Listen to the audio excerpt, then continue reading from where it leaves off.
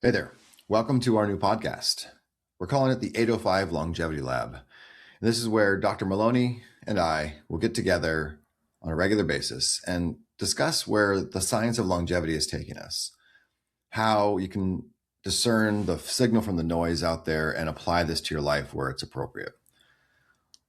Our goal is to bring transparency to the process, the learning that we're doing at the same time that you are in this space, which is an exciting world and one that we think has a lot of opportunity to really change how we think about medicine. In today's episode, we're really going to focus on a technology that we brought into the practice at Clava Health that has been honestly game-changing for the way we approach and think about cognitive health, our brain health, from whether it's optimization of function, reversal of conditions that have been otherwise deemed chronic, and the promise of the ability to turn them around. And this therapy is called EXOMIND, which uses the science of TMS, or transcranial magnetic stimulation. So we'll go in today on the depth of just kind of where the brain health crisis is in this country, in particular a focus that we do a lot of our practice on cognitive health and decline and the promises this offers there. We'll go into what the science on TMS therapy is, what transcranial magnetic stimulation actually does for the brain, how it works on a mechanistic level, and what some of the science of both animal and human studies have shown. And then we'll introduce the technology itself and what it looks like.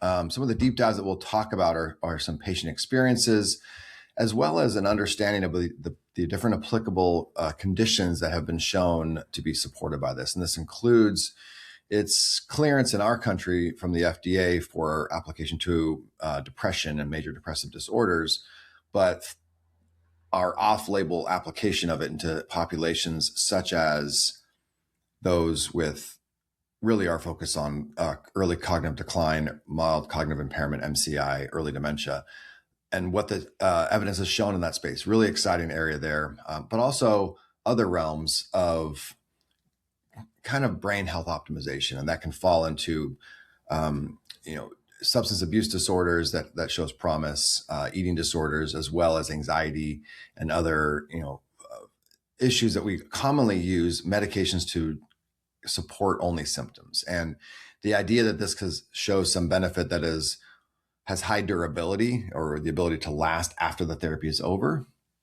has some promise there and some excitement. So excited to dive in this with you, and looking forward to your comments and questions. And yeah, we'll see you there. Okay, so welcome to today's episode. I think for today we are starting a series that we're going to be focusing on some of the recovery and therapy modalities we've brought into the practice. And one in particular that we were kind of really excited and kind of launched this entire arm of what we are working on here, providing patients with services outside of just our one-on-one guidance, is the EXOMIND device. This is from BTL, a company that kind of has been in the space of bringing technology to the clinician's bedside. And this is the use of something called transcranial magnetic stimulation, or TMS therapy.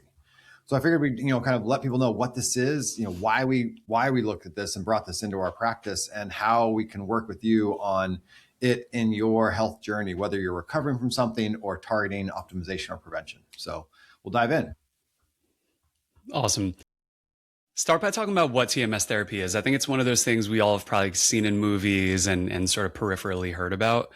I think the technology has a really interesting history and is in a totally different place right now. So why don't we start just with some basic definitions? Sure. I mean, just to start off, and this is sometimes that some people get a little bit almost nervous about it. And I understand that. And I think that, we, as we've dove into a focus on cognitive health and brain health, one of the things that we will always say is the mad respect we have for the brain and how much we don't know about it. But evidence and the space has evolved very quickly, and we've seen some very good support around this. So TMS stands for transcranial magnetic stimulation. Very big words that just mean a magnet across the brain. That's the transcranial across the cranium, and it's a magnetic stimulation. So stimulation is the unique part of it that's really interesting. And I think that to talk about how this started, I think it's most important just to kind of dive in really quickly to some history about what happened in this technology and how we got there. So TMS therapy began as this recognition that scientists could stimulate the brain at different areas to try to map its function. And so they would put a probe over a certain part of the brain. They could turn it on to a certain level of stimulation outside with a magnetic pulse. And at a certain point, I can make your hand twitch, or like that controls the hand, and I make your left foot twitch, that controls the foot, right? So they were, as they were mapping this, the interesting thing that happened is these scientists, fantastically focused on their goal. One of them, and this started in the mid '80s, and in the '90s, one of them asked the patient, one of the patients that had a conversation with them, and these two patients that were there for depression, so they're kind of trying to map what parts of the brain hit depression. And some of the patients were like, you know what, I'm actually, with this mapping procedure you're doing, I'm feeling a lot better. And they were kind of like, oh, maybe that was a one-off. And that started this cascade of discovery, which was that people during a diagnostic event were getting treatment for a condition that they weren't intended for. Wild. Right. And it's kind of wild. So that then stimulated all of the interventional trials, or the trials of using this technique as a treatment, not as a diagnosis, not as a, do you have this, or where's this brain section doing? But like, let's put a stimulation on the brain and help this out. And I'm not sure if those have seen this, but you may have seen this in the news and in social media. In fact, a very famous and wonderful comedian that I love, Neil Brennan, on his Netflix special, showed himself receiving TMS therapy, where he flew to China, I believe, to receive like a high dose. And it shows, and Neil Brennan's very open about his struggles with depression. And it just shows you, like, other countries are doing this and they're very forward in this space, and we're getting there. But this is kind of why it's so important. And we'll kind of circle back to all the reasons that we are excited about in the practice. But yeah, that's kind of how this started. It was really interesting, beginning for it all. It's also wild. We can probably go back and throw some pictures up, but to see how the physical technology has evolved. Oh, you picture 1980 in all of its splendor. Huge chin strap, massive device, lights. And then today, as we'll get into, we have much more sophisticated machines that deliver this therapy. EXOMIND is the one we're going to be talking about today. Yeah. And so, yeah, exactly. And I think that technology, and when you hear about EXOMIND, that's just the name of the device that has now internalized TMS as the technology into a centralized, easy to administer, kind of experience. And for those who don't know, why don't you rattle off some of the conditions that we can use it for, and then we'll get into sort of the more nitty gritty of how it works. Yeah. So, I mean, the interesting thing from the perspective of the US, there's FDA clearance for major depressive disorder. So that's what the FDA has indicated, that this is a therapy for a non-pharmaceutical approach to major depressive disorder. And interesting, specifically towards people that were, refractory or did not respond to antidepressants, which for many people is the majority of the field. So the refractory aspect actually was much more real world application, which is like, this is not just the first line therapy. It's like, hey, you've tried antidepressants and they failed, and now we try this on top of it. And so it doesn't mean you can't be on antidepressants to use it. It doesn't mean you have to come off of them or can't continue them, but we will talk about those nuances with each individual patient at the goal there. But the point is that this is a therapy that is targeting failure. And so the idea of like, can you use it when you haven't tried antidepressants? Well, of course. I mean, we can talk about that as well. But other conditions that I think that are interesting to note, and again, we'll just kind of put what's out there. Health Canada, for example, has, as a country, approved it beyond just depression, but also for comorbid anxiety, OCD, and binge eating. So it's like, there's other systems out there, and there is that building evidence that we will talk about its application to the spaces of some of those other, like loop of the brain of addictive behaviors. So substance dependence, binge eating, and food cravings, and that space. But really what our big focus is the cognitive decline, the actual dementia, early mild cognitive impairment, MCI, early Alzheimer's. That's where our number one focus and interest in this is, because it just offers a level of hope and a level of mechanism that isn't afforded in anything else in the past in this space. Right. And we're talking about a list of conditions where the therapies that are currently available are this combination of not that effective and also riddled with just an immense amount of side effects. A lot of times with SSRIs, Lexapro, et cetera, sort of the best case scenario for a lot of people suffering from anxiety and depression is just sort of numbing it all and flattening you out, right? Decreased libido, just tons of side effects. So I think what's really exciting about this therapy is it fits into that bucket of non-invasive, virtually no side effect profile therapies that the more time goes on, the more we learn can be used to treat, more and more conditions. Yeah, and I think that like that aspect of what we have seen in the literature, which is people have described this and people have probably experienced this and can speak to this, which is that your antidepressant might work for a couple months and then it'll plateau around that 3-month mark. And then it's essentially useless. And that's when your doctor will say, let's change your dose or change your prescription or so shift you over. Now you're in this just like, myriad of combination therapies and changing of therapies. And you're not sure which is a side effect and which is effectiveness. And it's a field that honestly, we don't speak to, and we don't, are not the main providers of this, but we take care of you all. And we also see that ineffectiveness. And so coupling this therapy to help you either get off of it or just augment the therapy you're on, that's part of our goal here. So what it's doing, let's just kind of jump in there, is it's literally a external stimulus. When we just talked about that mapping, right? The initial way it was discovered, the stimulation to the brain through magnets across the outside of the brain and the skull is at a threshold that's low, not stimulating you to have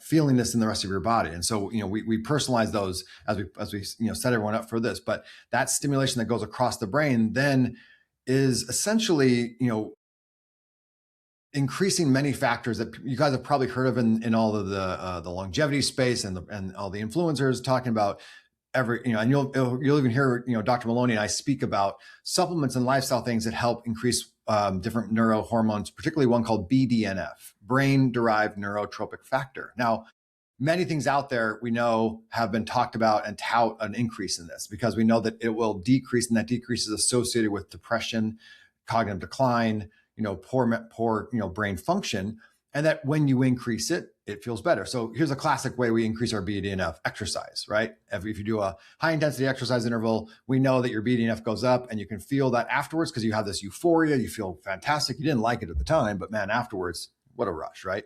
That's what BDNF is one of the examples that brings it on. Now, another thing that has been now shown and which is approved and been shown mechanistically is that this stimulation brings that up. So this stimulates an increase in BDNF. And that BDNF then also, part of this is a separate and parallel technique, but it's this, what's called synaptic plasticity, which means literally connections that come together, and you're making like essentially new brain connections in areas that were disconnected before or may have been blocked from either like a dementia, early plaque, or some injury, but there's a regeneration of that connection. Or something that this is the exciting thing that we see only in animal models, because you can't really show this in a human model, but for obvious reasons, you can't biopsy the brain, but neurogenesis, actually making new neurons. And that is something that I want to take a pause on for a second and just talk about that, because we were taught in medical school we do not generate new neurons, right? And so they've shown that in the hippocampus, particularly the part of the brain that is our memory center and our regulation center for many moods and executive functions, that is where you're building new neurons in these models. So, if it's just a connection, that's fantastic. If you're actually generating neuron growth in your own brain, like that's phenomenal. And that's a great, exciting possibility in this space that we're, kind of one of the reasons we're looking there. Yeah, absolutely. And the regenerative aspect of the therapy is part of why we feel like this is almost magical in a way, right? You look at GLPs as sort of the bastion of breakthroughs right now. We think about obesity, diabetes, all these conditions that we not only have been taught, but almost had just sort of given up and started to think about as like, we'll never really be able to do anything about these conditions. Mm-hmm. TMS therapy and EXOMIND specifically is really exciting.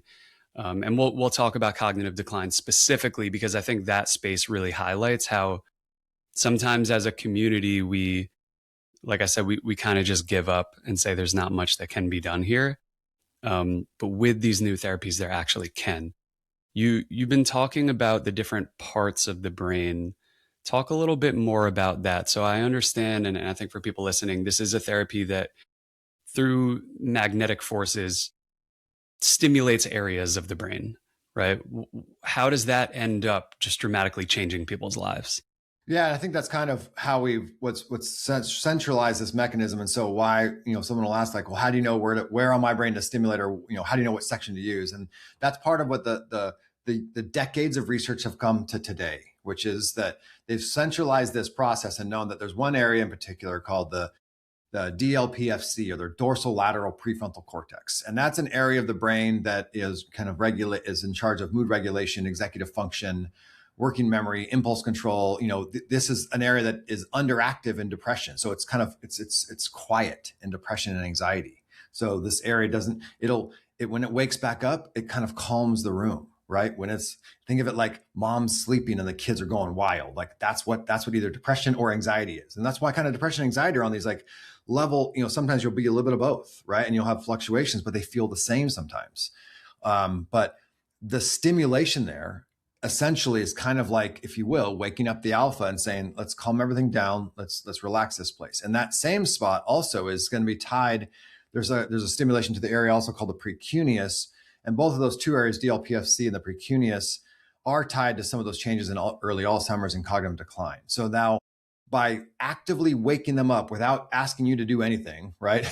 And we'll talk about how we frame this a little bit, because we do ask people to do things on how they think and move afterwards. But you just lay there and this happens, and we don't have to worry about targeting a specific area, for Dr. Maloney different than for Dr. Arnold. Like it's the same spot for every individual, because the research has shown that this is what's going to help these conditions. And you'll notice that, think about like the disconnection you're hearing from the conditions we just talked about: cognitive decline, early Alzheimer's, to depression, anxiety, to binge eating disorders, to substance abuse dependency. Like there's this lack of control for all those sections, and when you reconnect things, all of a sudden those all collective systems start getting better. So that's where, when you see one therapy starting to move the needle on many things, now you're starting to realize that, okay, there's some proof of concept here that's going up beyond one condition and one indication. Right. And there's a degree of sophistication, I think, in the simplicity of it. When you look at cognitive decline, depression, anxiety, many neurological conditions, a lot of what it comes down to is just decreased activity in certain parts of the brain. And I know that sounds really simple, but it's important to understand that that's the main thing that we know through, like you said, decades of evidence. We know that's what's going on.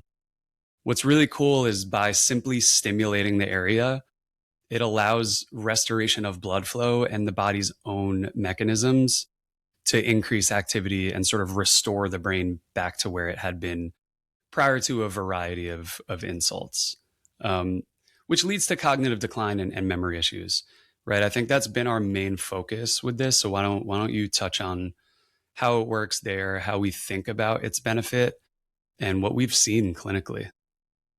Yeah, so this is the area that, right now, full disclosure, has no clinical indication from the FDA. It's not recognized as a therapy, and we recognize that. So we tell every patient that when we talk about it. But there's honestly, much more robust science and evidence in that space that we're excited about than the stuff that's got us, that we're mentioning in the Alzheimer's, in the depression world, right? So that's there. But this is where many people continue to do these applications and seen improvements. And some people are kind of, will ask about like how many treatments are necessary. We're talking about the brain. I mean, we're all very aware of the tragedy of, spinal cord injuries that never recover. So we can't grow those neurons. And that's a future that I think we hope to change, with different, kind of technologies. But is that same process going on in the brain that we have to wait, years for this to happen? And that's kind of what's really exciting and interesting here. So these studies that have been done, are frankly pretty exciting, because there's a component of this that's important to realize, which is the repeated aspect. And that's in the beginning phase. You want to do in the depression patients, okay, it's the standard for the major depressive disorder is 20 sessions back to back, as close as possible. So that might be 5 days a week, for 4 weeks. I mean, for 4 And how long are these sessions, just so people kind of have an idea? Yeah. And each session is 25 minutes. You're laying down, you're not sedated, you stay awake the whole time. You drive in, you drive out. There's no impairments. There's no impact on your day per se. So that's actually a positive spot, and ease of use of it. But that therapy window, the 20 sessions for someone with depression, what they were showing with the cognitive decline model is that, the repeated aspect of it might have been 2 a week. So 2 therapies a week, 8 sessions, 10 sessions. And then you would see some of these stimulus that improved plasticity that we just talked about. The BDNF went up. And then what that was translating to was individuals with improvement in cognitive performance scores. So this was not, with the studies that were done did not look at like, did a blood biomarker, a blood test for the brain get better? Did the brain imaging session get better and the MRI look better? It was like, right. Those are all numbers. We're not entirely sure that those numbers are going to translate to cognitive function. And whether they do or don't change those numbers, honestly, is less germane to us as the physicians and you as the patient, or your family member as the patient who says, do I function better? And that's the ultimate question. I don't care. My blood biomarkers tell me, my blood test and my MRI tells me, am I better today than I was, 5 weeks ago when I started this thing? So, and what we've seen though is that, and again, I want this to be like, the studies are very encouraging. It's obviously not 100%. And it's, I think, one of the key things they saw was that the earlier, milder symptoms that you had, the how more powerful this therapy was. Now, we will talk and get in a separate following episode, the program that we talk about to support this, because it's too easy to lean on one treatment and be like, oh, I have some early dementia, I'm going to go do this EXOMIND device and I'm done. That doesn't work. And we'll tell you right now that won't work. And if you are not changing your life in any way, we're going to tell you there's a lower chance of having the benefits. You have to kind of, if you will, set the stage for a wonderful experience. That being said, these studies didn't control for any of that stuff. These studies were literally a one-trick pony, which is come in, do the therapy, how's your memory? And they didn't change anything else that that we all know is important in this space. But they found that, the earlier that patients that even in their 40s, 50s, and 60s, when you had mild earlier signals, there was benefit there that was much more strong than somebody who was more pronounced. It doesn't mean that we don't offer therapy and hope that everyone could benefit from this at any stage. We just set that expectation stage. But that evidence is important. It's meaningful, and these are cognitive improvements of memory that's measurable on tests that are validated. The MoCA score, the MMSE, these things have shown improvements in these patients with these stimulatory therapies. And I like what you said about sort of having to attack the problem from different angles. I think just one of the core concepts in providing the best care you can to people is acknowledging and always remembering that, especially when it comes to brain health, it is emergent from the many different aspects of your health. Simply using TMS therapy when you're smoking a pack of cigarettes a day, diet's not controlled, you have diabetes that we're not using any medications for, you have an autoimmune condition that's not being addressed, just putting tons of inflammation in the brain. There's no silver bullet for anything in healthcare, right?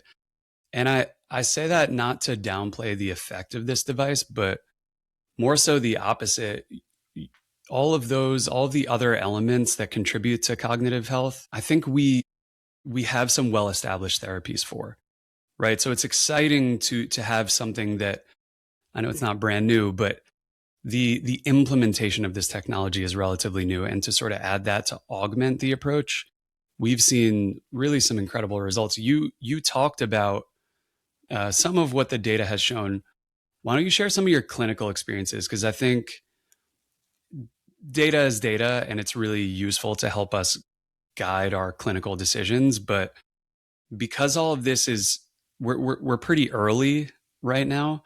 I think we're in this stage where just case studies and clinical experience is extremely valuable. And I think it'd be helpful for people to hear just kind of what you've seen. Yeah. And I think that this is where, we step away from, like you said, the data, and we say, to individuals, how is this working? And I had this conversation with one of our, close companions and friends, but also CEO of a large company who really was in there with no complaints. And we were talking, and he's like, is there a benefit for me to use this thing? And I'll tell you, that quickly, like the science says, actually, there has been studies on this, and they have done this in high performing individuals who have no memory complaints, no depression, no anxiety.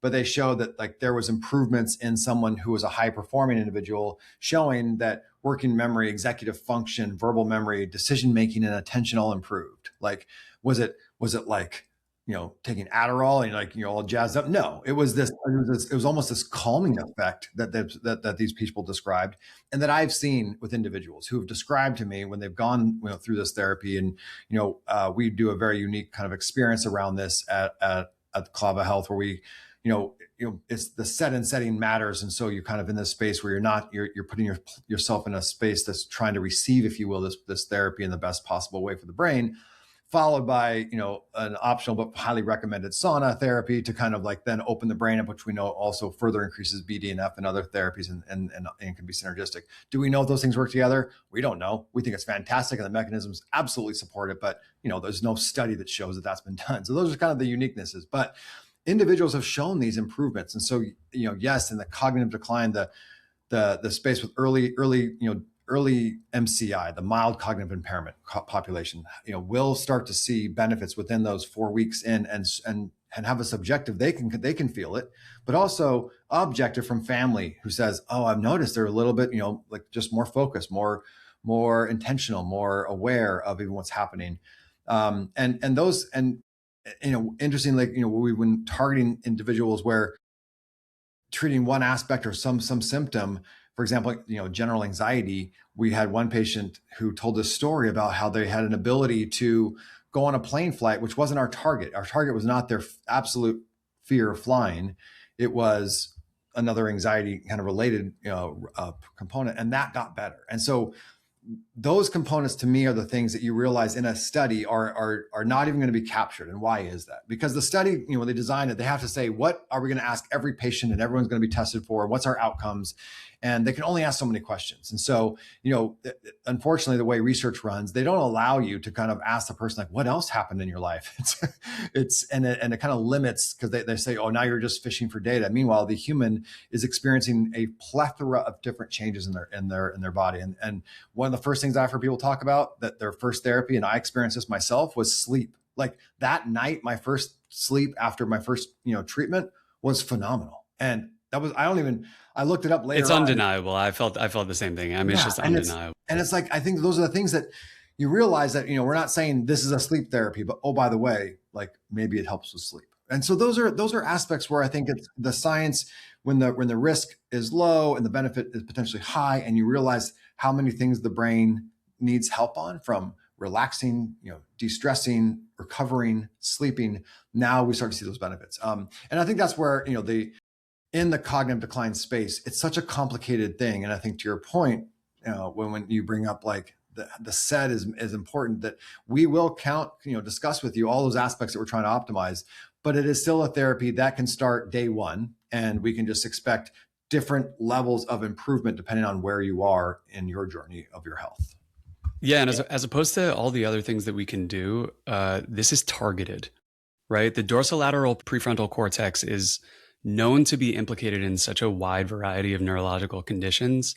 But if you can imagine taking a pill as a solution to that, is just taking such a blunt object to the situation. So the targeted element really is fantastic. And to your point, it's mood, it's cravings, right? It's your reward center.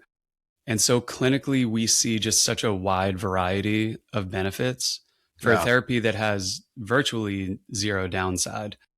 I think, if you compare it to back pain, which is an issue that I think so many of us can relate to, we want to try anything and everything that we can try, right? I know chiropractors, acupuncture, we could have a whole discussion about all that. We do know at the very least that some people find benefit from those therapies, right? This is not quite that. This is an FDA approved device, which utilizes a therapy that has decades of evidence behind it. And we are finding usages for it in conditions where people essentially can't really find any help. And so it's really fantastic when you look at it that way. And I love that. I think it's important to point this out, because I think sometimes this gets lost. And I know that there's different opinions about our FDA, positive and negative, and I understand them.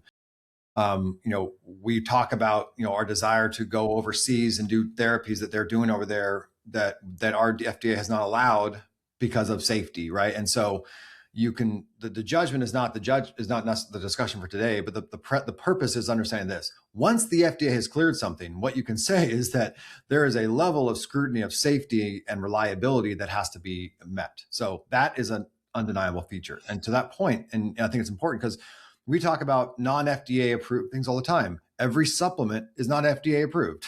Just start with that, right? So every time you take a fish oil, right, there's only one fish oil that's FDA approved, and I'm not going to talk about it because I think it's whatever, not it's useless. Just buy fish oil. But my point is, like, there's a level of safety that you have to scrutinize that the FDA does for you in these settings. So when we use what's called off-label use of a approved device, that's very different than completely in the gray zone of something that has no oversight from that safety. And so when we talk about off-label, right now, the FDA only indicates this for depression.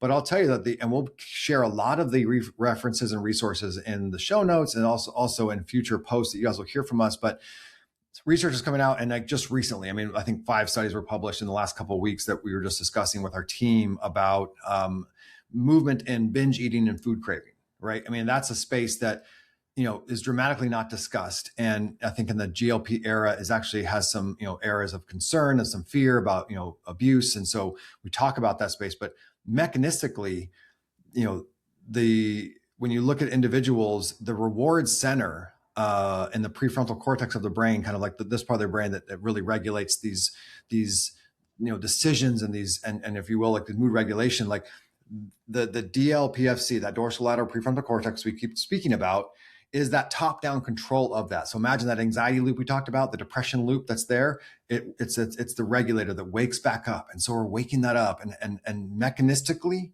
improving that, and people are seeing benefit. And so studies are showing that. So in the future, will there be quote unquote indication from the FDA? Probably. But when you're someone suffering and what Dr. Maloney and I could have offered you before was like, man, we need to work through therapy and it's going to be a long road. And that's kind of what that is, right, in that space. And there are many exciting things that are coming to support that population, but this is fantastic in that space. Substance dependence. I mean, getting off of tobacco, alcohol, illicit drugs that are, and even prescribed, approved drugs. This is a space that, you have to change the actual, like, not just chemistry, but structural function of the brain, which we're talking about doing through these synapses that build and grow a new pathway. And it's like, it's realigning that ability for the brain to find a new pathway to handle that stressor, whatever that stressor is. Yeah, really incredible. We've mentioned a couple of times using this therapy for cognitive decline. And this is something that you and I have been spending tons of time on and seeing just some of the most miraculous clinical results that I know I've ever seen as a doctor through our Mindspan program. And EXOMIND is a core part of that. Why don't you touch on the Mindspan program? Because I think it highlights not only the benefits of EXOMIND, but also just where we're at in terms of cognitive function and approaching neurological conditions. Yeah, I think that this is, our focus in that space is what prompted our investment in this technology. So let's just kind of like talk about that progression, because the evidence that is so exciting that we'll be hearing more and more from us in that by focusing on root causes, we help the brain recover from dementia. And that's to me, that can't be said enough. So the Mindspan program essentially is that program for either people at risk to prevent that progression or the development, or someone with early signs or progressive signs to do their best to reverse it. And that's where, Dr. Maloney and I and the team will work with you on identifying your unique risks and turning them around. And that's where Mindspan really is this holistic approach to every part of that for you, from looking at all the things that, Dr. Maloney mentioned, your blood sugar, your inflammation, your environmental toxicity burden, your sleep quality, your movement, your muscle mass, all those things that contribute to these factors, hormonal balance, all those things, because we know that will set the stage for the best, kind of like improvement space. And so now you imagine that background where, again, studies in this space, we're really just optimizing those things and showing improvement. And then you couple that with this external stimulatory therapy that wakes up the brain in ways that haven't been done before. We don't even know how good this can get. And that's, I think, what's exciting for us. And it's kind of aligned where the evidence and And our experience are showing that this is the perfect blend and marriage of two technology and two approaches that we bring to your doorstep and your individual experience. It doesn't have to wait for a future approval and clinical trial from the FDA. And I think that to us is, a really holistic approach. Why we emphasize for individuals, yes, we will help you with an EXOMIND therapy course, and even if you're struggling with dementia, we will help you bring it in, but we will encourage and really kind of walk you through what it could look like to really improve it from the top down in that entire space. And I think that's something that, if you are someone who has had a family member or yourself experiencing those things, the earlier you start, the better. And the more you understand yourself, the better that improvement will be. But really, like, understanding that the way we look at the brain here is we have to support the roots going into it, and then as well as the end goal of the brain itself and its function on an everyday basis that we think we can improve with these technologies. Absolutely. And part of the core message I have to patients who are watching this and sort of considering trying something new is, you are not out of options. Modern medicine is able to offer so much more than one would realize by just talking to a traditional neurologist or any aspect of the traditional healthcare system. There's a sort of arrogance in the traditional healthcare system around cognitive decline specifically, where their primary perspective is, it is what it is. There's not much we can do other than hope and pray and just maybe slow the process down. I think from a stance of humility, ourselves and many other clinicians doing amazing things in this space have realized that by looking at and treating the whole person, we can improve cognitive function, because we understand that the function of the brain is emergent from all of these other things going on in our body. And EXOMIND plays such a unique role in that, because it is such a targeted therapy that stimulates an area of the brain that is implicated in so many different issues. And we otherwise have no way of targeting that specific area. And it's non-invasive, right? I think that's what's so amazing about this, and why Mindspan is such a fun program to do with people, is we are addressing your whole health and then giving you non-invasive, low-risk therapies where elsewhere you're just not really given any options. So it's a really exciting time, really exciting and inspiring. And I hope we get to do an episode where we talk about some of the case studies we've seen. Because I think the imagery there, to see somebody go from forgetting their child's name to then, rehashing memories, building new memories, getting their function back, getting their independence back. It's really just some incredible, inspiring stuff. Yeah. And I think that's where, that you said the word hope there. And I think it's where we've now felt more empowered than ever to have this conversation with individuals, because, that's what we were taught was the hopeless message, which is the diagnosis of the progressive dementia. Here's an ineffective high-risk drug that's going to slow maybe its progression. I mean, the fail rate of these drugs applied to this space is astronomical. And here's something that has amazing impact. And yeah, it's sadly something you have to do outside of the system, but that's available, and we can walk you through it and at least help you make those decisions, because we believe you're going to see, the best chance in this scenario. And by best chance, I truly will tell you that I think that what's happening right now, by coupling this with the changes that we ask you to make, the lift we ask you to do in changing your life, this augmentation here is something that honestly has never even been fully expressed in the possibilities. When all those studies we just talked about with even cognitive decline improvement for depression, for dementias, early dementias and Alzheimer's, all of those changes were done in a scenario in which nothing else was controlled.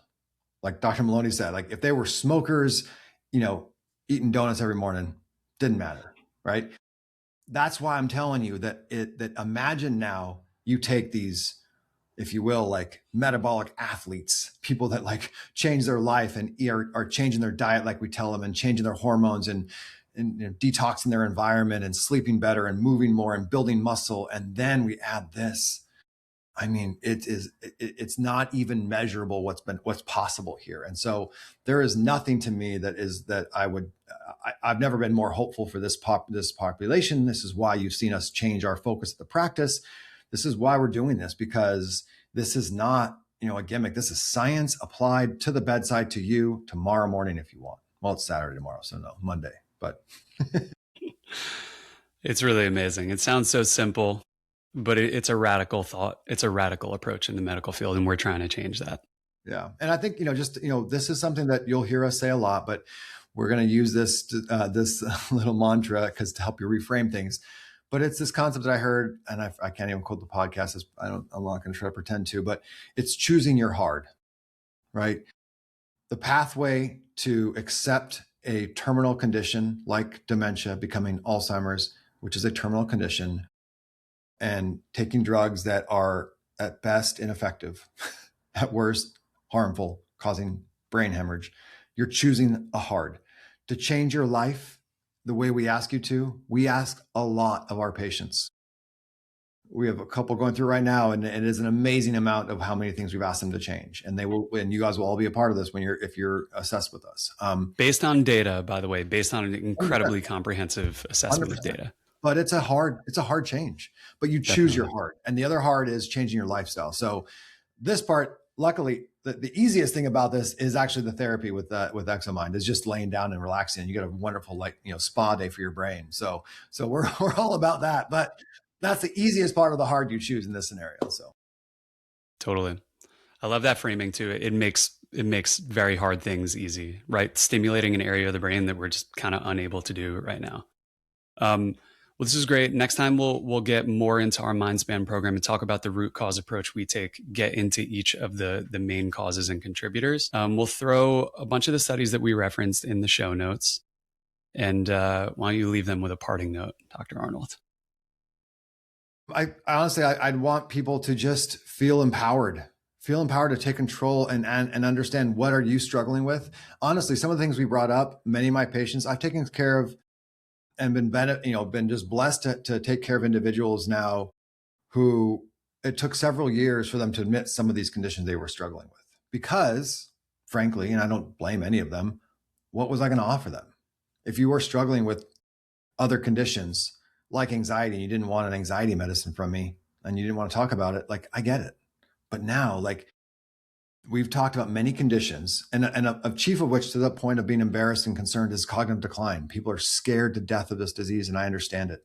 And we should be. We should face that dragon and go head on. But there's hope now. There's hope in programs. There's hope in therapies that can apply to a condition safely, non-invasively, that is unbelievable in terms of the promise there. So reach out. We'll have a conversation, and we'll get you started. Awesome. Well, that's a wrap. Awesome.